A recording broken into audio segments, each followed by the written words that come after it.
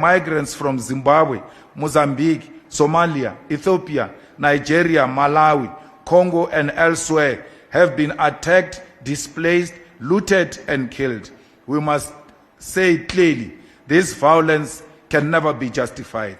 An unemployed South African and an unemployed Zimbabwean are both victims of the same global system of inequality and exploitation.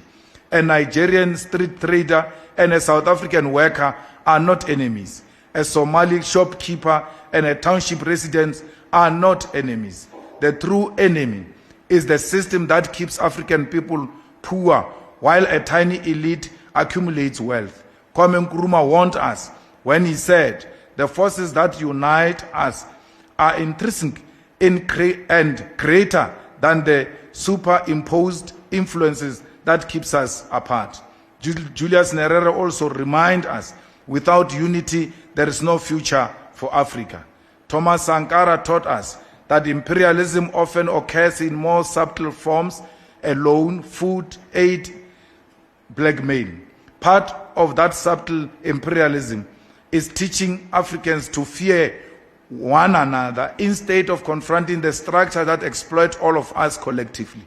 We must also never forget that African liberation itself depended on solidarity across borders. South African freedom fighters found refuge in Zambia, Tanzania, Angola, Mozambique, Algeria, Ethiopia, Libya, Zimbabwe, and Nigeria. Mozambique and Angola suffered destabilization and military attacks because they supported the anti-apartheid struggle. Nigeria funded liberation movements across southern Africa. Tanzania became a home for exiled revolutionaries from across the continent, and Algeria trained liberation fighters from anti-colonial movements throughout Africa. No African country liberated itself entirely alone, and that is why Afrophobia is not only morally wrong, it is historically ignorant.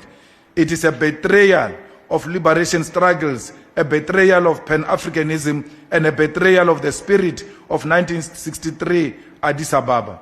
Comrades, we must understand something fundamental.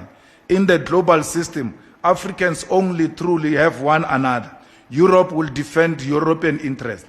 America will defend American interests. China will defend Chinese interests. Africa must defend African interests.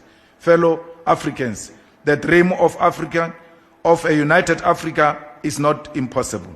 It is possible to establish a common African currency in the future